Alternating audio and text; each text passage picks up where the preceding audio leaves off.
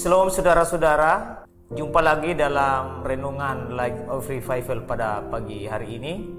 Firman Tuhan yang akan memberkati kita, mari kita membacanya dari 1 Timotius 1 ayat yang ke-14 dan 15. Beginilah bunyi firman Tuhan. Malah kasih karunia Tuhan kita itu telah dikaruniakan dengan limpahnya kepadaku dengan iman dan kasih dalam Kristus Yesus. Perkataan ini benar dan patut diterima sepenuhnya. Kristus Yesus datang ke dunia untuk menyelamatkan orang berdosa, dan di antara mereka akulah yang paling berdosa. Nah, saudara-saudara yang diberkati Tuhan, ini adalah satu pernyataan dari seorang Rasul Paulus, satu pengakuan atau satu ungkapan syukur kepada Tuhan bahwa ketika Paulus disertai oleh Tuhan, diberikan iman dengan cuma-cuma oleh Tuhan. Di sini dia menyadari bahwa dia adalah manusia yang jahat, manusia yang penuh dengan dosa, tetapi dalam keberdosaan itu, dalam kejahatan itu, kasih karunia Tuhan dilimpahkan kepada Paulus. Nah, itulah sebabnya di sini Paulus mengatakan bahwa perkataan ini benar dan patut diterima sepenuhnya. Artinya di sini bahwa di ayat 14 tadi, kasih karunia Tuhan kita itu telah dikaruniakan dengan limpahnya kepadaku dengan iman dan kasih dalam Kristus Yesus. Jadi saudara-saudara, ketika Rasul Paulus diberikan kasih karunia oleh Tuhan, dia menyadari bahwa itu sebenarnya tidak layak dia dapat. Karena seharusnya yang layak dia dapat itu hanyalah murka Allah, hanya siksaan atau kematian kekal yang dia harus terima selama-lamanya di neraka. Karena upah dosa adalah maut. Tetapi di sini saudara-saudara terbalik.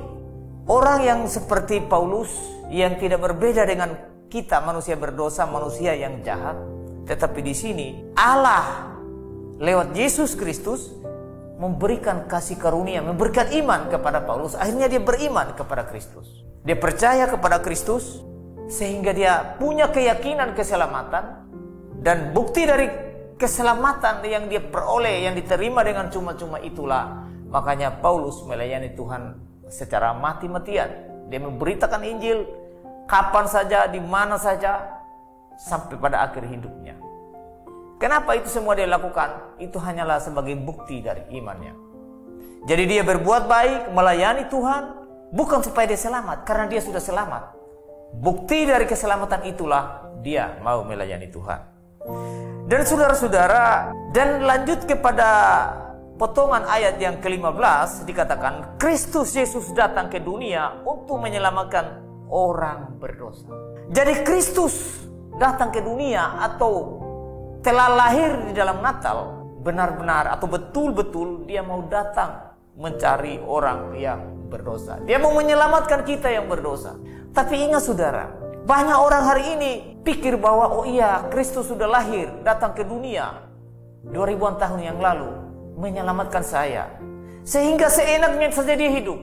Yang penting dia sudah dibaptis, sudah tabisidi, sudah. Dia pikir bahwa itu dia sudah selamat. Jadi hari-hari hidupnya tidak keruan-keruan, terserah dia mau buat apa, kejahatan apa. Saudara, bukan seperti itu yang dimaksud dengan ayat ini. Memang benar Yesus mau datang cari orang yang berdosa, menyelamatkan orang berdosa yang ada di dunia ini. Tetapi saudara, endingnya di sini adalah kau harus menyadari bahwa kau manusia berdosa dan kita mesti percaya, butuh iman, butuh percaya kepada Kristus sebagai juru selamat dosa itu. Tanpa itu semua sia-sia. Jangan saudara berpikir, oh iya, karena Kristus sudah datang di dalam Natal, lalu saya berbuat seenaknya saja, berdosa saja. Bukan itu saudara. Itu membuktikan bahwa saudara bukan manusia beriman. Saudara membuktikan saudara bahwa saudara belum orang Kristen yang sejati, kalau saudara dengan pikiran seperti itu. Karena itu, Yesus telah datang 2000 tahun yang lalu mencari orang yang berdosa. Orang yang berdosa yaitu orang yang mau percaya kepada dia sebagai juru selamat dosa. Itu endingnya di situ. Nah, saudara sudah punya kepercayaan seperti itu atau tidak? Kalau belum, berarti saudara belum orang Kristen yang sejati. Saudara hanya Kristen KTP-nya saja yang ditulis Kristen. tetapi saudara sebenarnya bukan orang Kristen. Karena itu, lewat firman Tuhan ini marilah kita merubah pola pikir kita, cara pandang kita, tingkah laku perbuatan kita ke arah yang positif, supaya itu sebagai bukti dari kita adalah orang yang beriman atau yang percaya sungguh-sungguh kepada Kristus sebagai juru selamat dosa. Tanpa itu semua, kita akan binasa selama-lamanya di neraka. Paulus mengatakan di sini, dan di antara mereka akulah yang paling berdosa. Tidak berbeda kita dengan Paulus. Pasti kita juga adalah manusia yang paling berdosa. Semua manusia berdosa di dunia ini. Tidak ada yang tidak berdosa. Karena kita sudah lahir dari natur yang berdosa, yaitu Adam dan Hawa. Kita adalah keturunan dari orang yang berdosa. Berarti kita mewarisi dosa dari Adam dan Hawa. Tanpa iman, tanpa percaya kepada Kristus, maka kita semua adalah calon-calon untuk pergi ke neraka yang kekal selama-lamanya. Karena itu, percayalah pada Kristus yang telah datang dalam Natal, yang telah baru saja kita peringati beberapa hari yang lalu. Supaya keselamatan kita pasti jika kita kembali dari dunia ini. Biarlah firman Tuhan ini memberkati kita. Mari kita berdoa. Tuhan, terima kasih. Biarlah Tuhan menyadari kami dari hari ke hari, sehingga kami diperbaharui oleh Tuhan.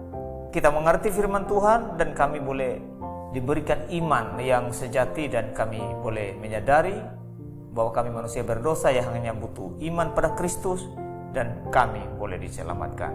Di dalam nama Yesus kami berdoa. Amin.